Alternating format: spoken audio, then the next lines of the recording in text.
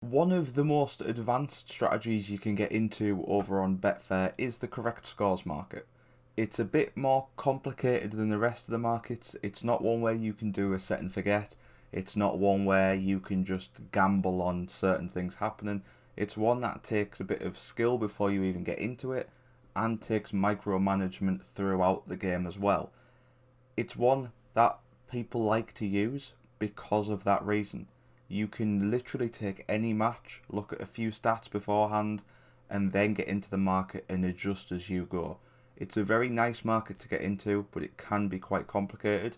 But what I'm going to show you today is, first of all, some different methods people use with correct score trading. I'm going to then show you two strategies of mine that got me profit over the week just gone. One got me a decent 40 to 50% profit, one only got me a 20%. I'm then going to show you two losing trades. One that lost me pretty much my whole stake, and one that lost me around about 50%. Because I know quite a lot of people on YouTube don't like to show the losing side of the trades, so I also want to show you them. But the one key thing with correct score trading is you can get fairly close to perfecting the trading strategy if you cover your own weaknesses within the strategy. So it's one that you can learn from with every mistake you do. And it's one that I've slowly started to learn my mistakes and get rid of them and slowly fine tune my way out. But we've got quite a few examples today to show you, so hopefully you enjoy this one. Got some live trades. So first of all, I'm just going to come over to the correct score market, and we're going to look at United Southampton tomorrow. Obviously you'll be coming into this and you'll more than likely be saying you want to cover a Man United win. So if we look at this, you then can choose which score lines you want to back. So say you wanted to back 1-0, you wanted to back 2-0 to United, you wanted to back 3-0 to United, you wanted to maybe cover a little bit of your back by just doing a 2-1 as well, and then any other home win. So you got 5 results there, which isn't too uncommon for a correct score strategy. You'll either start with fewer strategies, but not use your full stake, so that you can adapt and add in scores as you go and as the game changes, or you will start with more score lines and your whole stake. So normally people will either start with 4 or 5 score lines and maybe about 60% of their stake, or you'll start with 5 or 6 score lines and use your whole stake depending on what you're looking at. But say here for example we've got these 5 score lines, we're basically covering the Man United win, and we're going to go in with a £50 stake. We're going to press the stake button up there just so then it dutches it and spreads it out, so that pretty much no matter which one we're looking at a £50 loss or a £25 profit if it hits one of our score lines. Now if you're doing this, you can see here we'd be making £25 roughly, £26 if one of them score lines comes in, which is basically any Man United win as long as it's not 3-1 or 3-2. But if we came over at the market itself and we just put that £50, which is what we're risking over here, on Man United to win, we'd pretty much be making a not totally similar amount with it being £17, but you're making roughly the same for less risk, because this doesn't matter what the scoreline is. It is pretty much nailed on that no matter who, as long as Man United wins, it doesn't matter the scoreline, you've got the profit. So there's a bit more added risk over here because obviously we've got that scoreline of 3-1 that isn't covered, and it's basically saying as long as Man United don't win 3-1, this is going to get you the more profit because you're not counting for that scoreline. So it does really matter which scorelines you go for to know whether or not it's worthwhile. Because for instance, if we didn't cover that 2-1 in this instance, if we had just gone for 1-0, 2-0, 3-0 and any other home win and done the £50 stake, you can see we're then looking at £39 profit. But again, accounting for the fact Southampton might grab a goal within the game. So there will be instances where you might just want to go for a win, and if you genuinely think it's going to be a win, but you don't know how many goals there'll be on each team, that might be a case where you might be better off trading the match odds market and looking into that side of things rather than looking at the correct score. The correct score is when you want to trade the market. It's not about knowing what the exact score is going to be. It's about knowing which area the scoreline will end up and really starting to manage your funds in amongst that.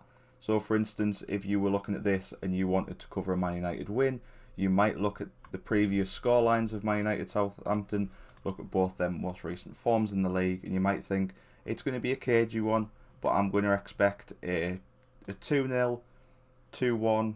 I'm going to cover a 1-0 on Southampton's side just in case, and I'm also going to cover a 1-1 as well just in case Man United go ahead and then Southampton get back into it.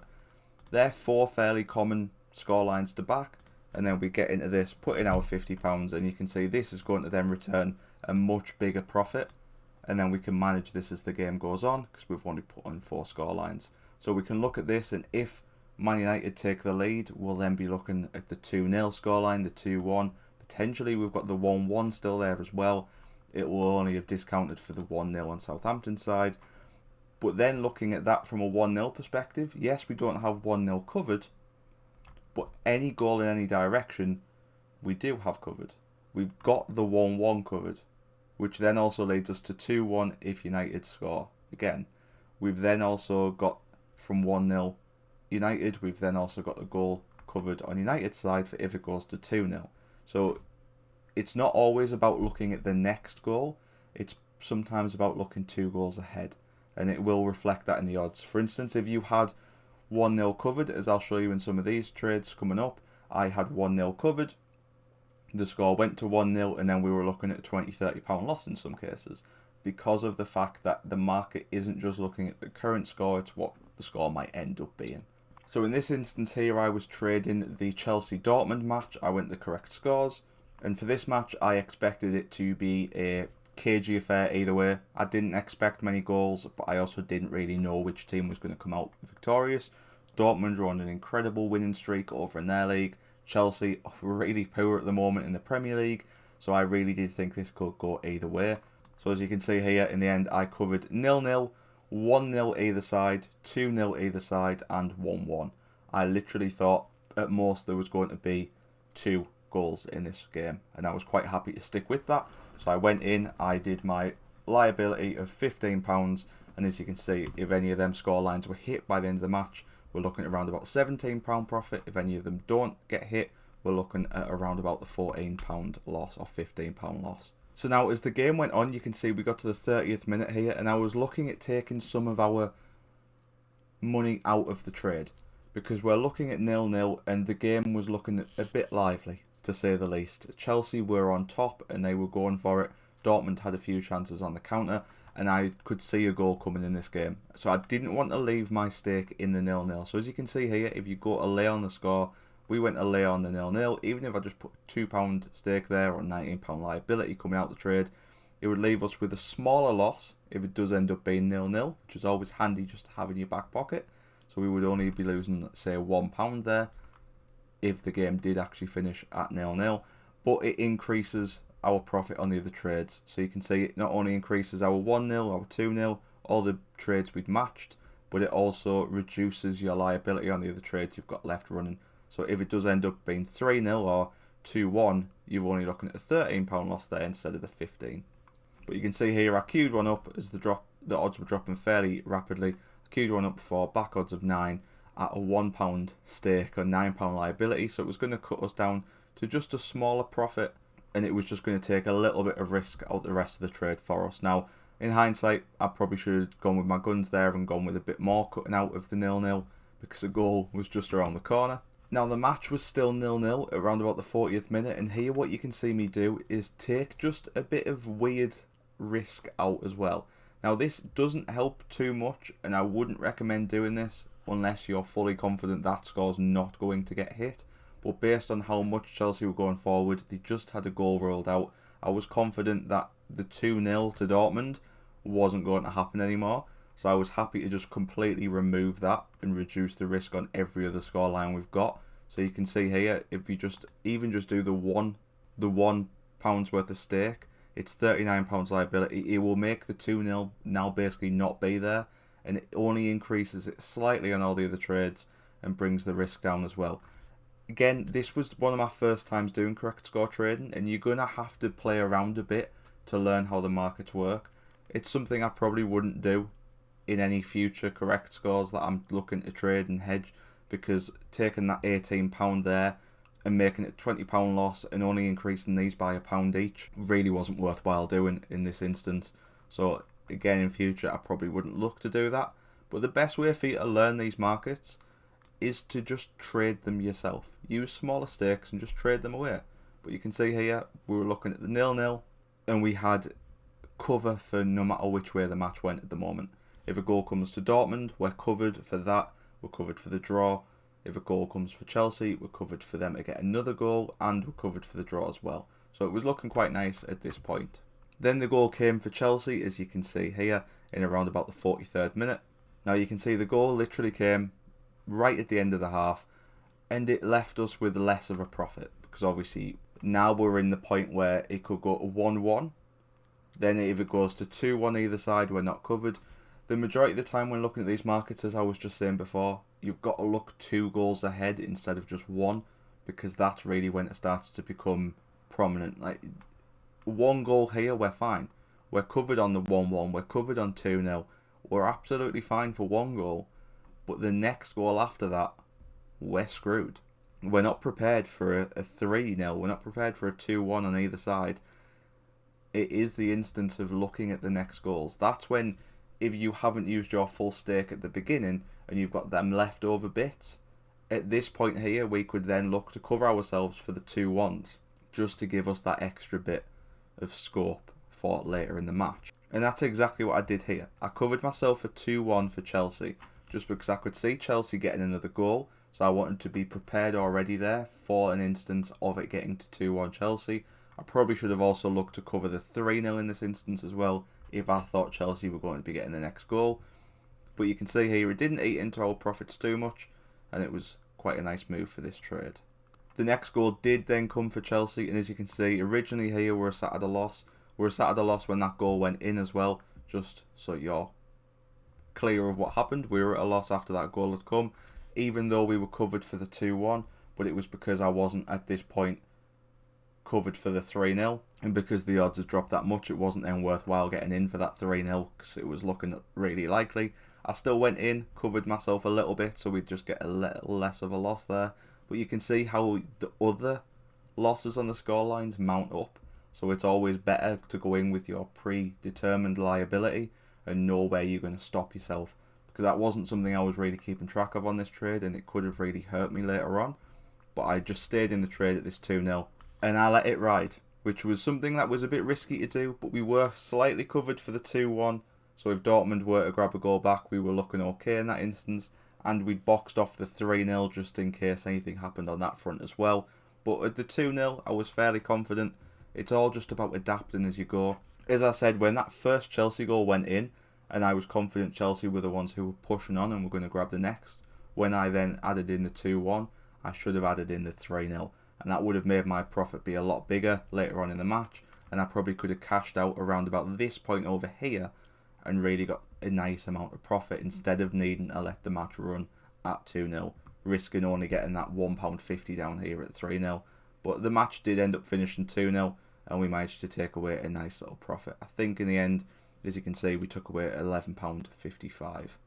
Now the next match I went for was Bournemouth-Liverpool. That was a match that I was confident Liverpool were going to win. Liverpool were away against one of the worst teams in the Premier League this season, one of the worst defences in the Premier League this season. They've done okay at home recently, but still, they beat them 9-0 in the last match in this season, and they just come off the back of beating Man United 7-0. So I was confident it was going to be 2-3 or above to Liverpool. So as you can see here, the scorelines I covered were 2-0, 3-0. I covered a 2-1 and a 3-1, just because if I'm only going in with Liverpool to 0, if Bournemouth took the lead, I'd be absolutely screwed with my scorelines. So I just covered my back a little bit there with them extra scorelines. And I went in at this trade with £18. I was looking to use around about £30 stakes. I was trying out the 60-40 split here, and I was going to adapt on the market when the first goal comes in this match, if the first goal comes, and then look to use the other 40% of my stake to hedge them other scorelines. And as you guys will know from this weekend, Bournemouth took the lead. Now that really screwed things up. Obviously I was covered for the 2-1 and the 3-1, which as you can actually see down here now, the 2-1 became the most likely result. So we were really happy to be in that instance there. And I was confident that we were going to see Liverpool come back into the match. It wrote off the 2-0 and the 3-0 that we had before, so that was a bit annoying. But it wasn't looking too bad at this stage. Yes, our cash out's looking a bit poor there, but that's just because the market's just originally reacted to that Bournemouth goal. At this stage, I was fairly happy and relaxed. Liverpool weren't playing too great, but in this instance, you've got the 2-1 covered, the 3-1 covered.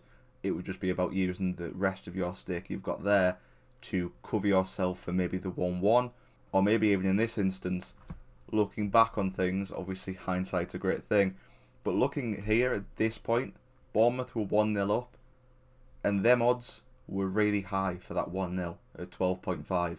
Just a quick little security bet on there of maybe £2-3 would have helped us out a lot. It would have took some of the risk away from the match. We would have had that 1-0 covered. Because let's be honest, if Liverpool got one back, it would have looked even more likely that they'd go on to get the 2-1 or the 3-1.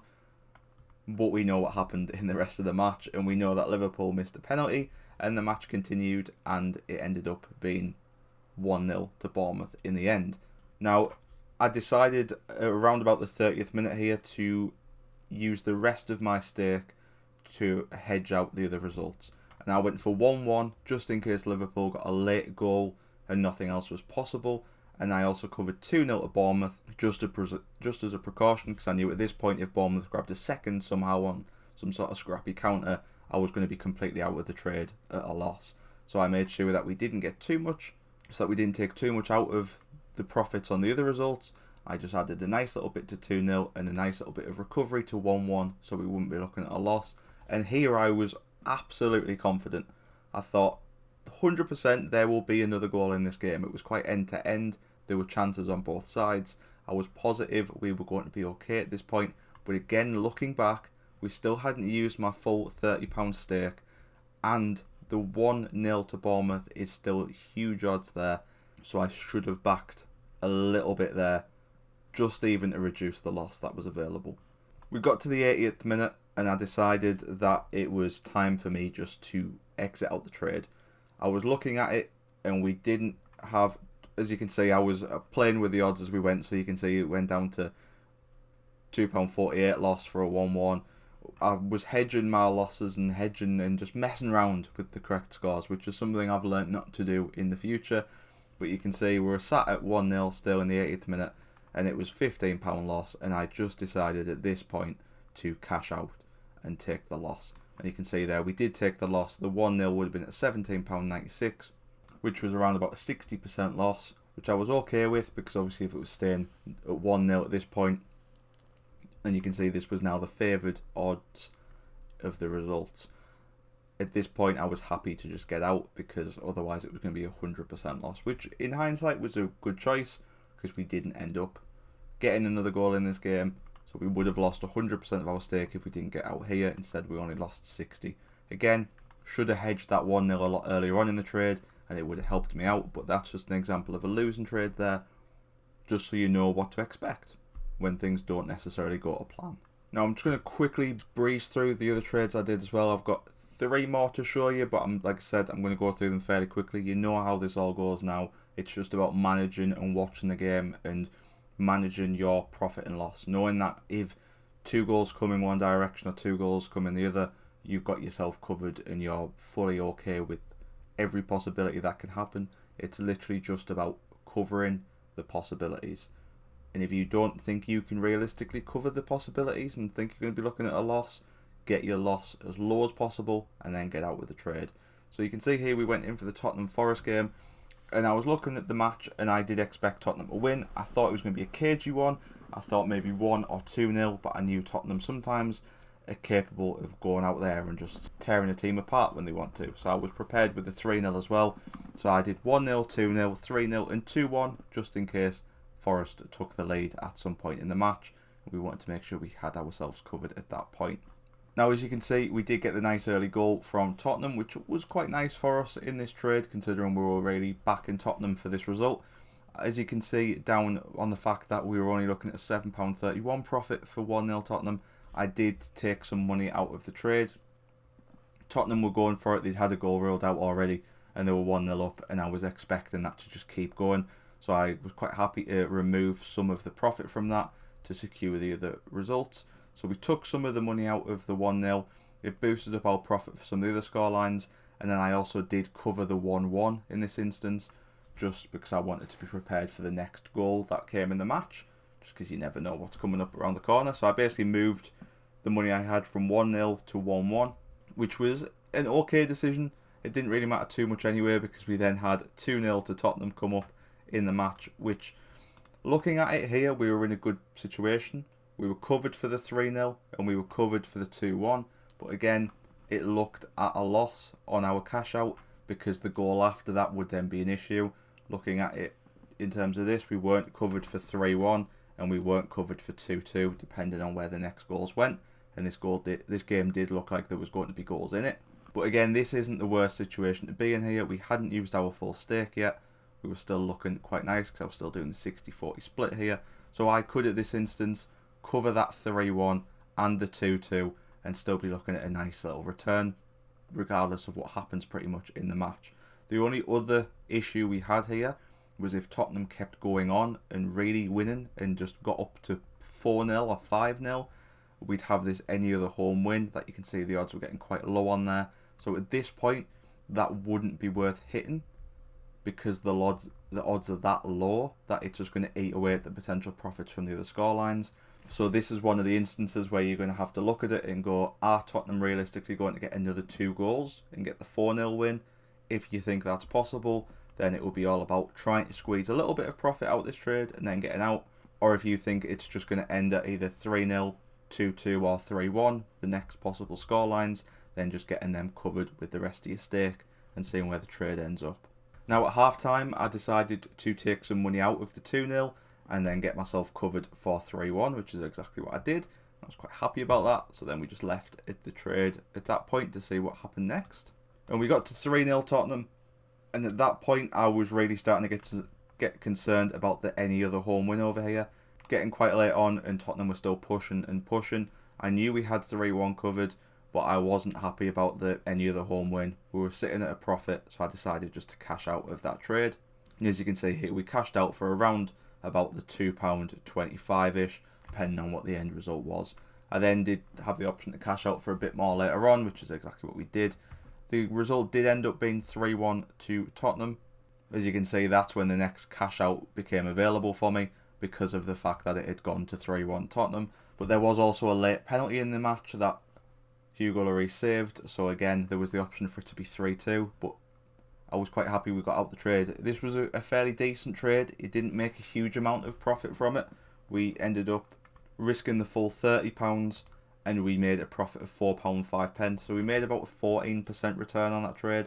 It's not incredible, but we did adjust our stakes a bit better throughout this match. We were never really at risk until right at the end with that penalty, but we'd already left the trade at that point. It was just me managing my stake a bit more. I would have been able to get more profit if I'd have let it run and got to that 3-1 point itself naturally, but I was really worried about the 4th goal from Tottenham, so I just took the profit from that match. So I'm just going to show you the result here of the other trades we've done. I did have a trade on for Brest versus PSG. Now in this match I covered pretty much PSG going to win the match and win it by a few goals. I think I had 1-0, 2-0 and then I had 3-1 and any other home win. I was confident that PSG were either going to win to 0 with low numbers or have a goal concede and win by high numbers, just because I know the defence is a bit shaky at the moment. So I was quite adamant that if they scored quite a few, they'd switch off at the back. So I was looking at an okay position at 1-1. I could have left for profit straight away at 1-1 at that point, because it was still looking likely that PSG will get back into it and win by 3 or 4.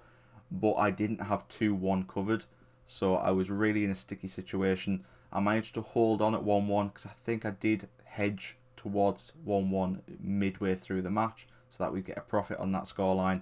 So I stuck out with 1-1 till around about the 80th minute and then just quickly cashed out at a small profit. You can see it was a tiny profit, but we didn't have 2-1 covered, and I knew PSG were going to come knocking, and if 2-1 got hit, we were looking at a £99 loss, and we couldn't get it covered because the odds on it hitting were that low. It wasn't worthwhile doing, so I just made sure as soon as we got to a nice little profit there, we cashed out and got out the market. And would you know, Mbappe went on to score in the 91st minute, and we would have lost everything if we stayed in the trade. Crystal Palace, Man City. I was fairly confident Man City were going to win this by at least 2 goals. Looked at all the stats, noticed that Crystal Palace were not too bad defensively at home, and they were actually okay, so I then covered myself with a 1-1. But obviously it only went 1-0 to Man City, and I didn't have that. I had 2-0, 3-0, 2-1 and 3-1, I believe.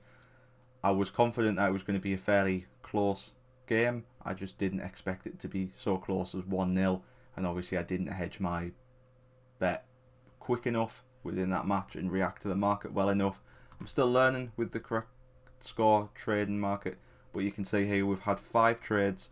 We've made profit on 3, small profit on 2 of them though, and we've lost on 2 as well. But I've learned from each of the matches, and I'm fairly confident now going into a correct score market that I'd know what amount of stake to use, when to use it, and how to adjust with the scores. But I genuinely do think, because I watched hours worth of videos on the correct score markets trying to learn them before I did this, and the best way to learn the correct score markets is just to get into it. Watch a few videos here and there maybe to learn the basics of where the scores might drift to, and the fact that you pretty much need to be 2 goals ahead of where you are. But just do it. Just go into the market yourself and give it a play around. Don't go in with high stakes, just go in fairly nice and simple, and trust me, you'll learn quicker that way, because that's how I managed to learn fairly quick, and I'm confident now we'd be able to get a profit from most games, especially when I know the 2 teams and their forms. But thank you for watching. Let me know your correct score strategies down below in the comments. Hopefully you enjoyed actually seeing some trades that lose, because I know quite a lot of people on YouTube don't like to show them ones, whereas I've got an abundance of them. So hopefully you enjoyed the video. I'll see you next time.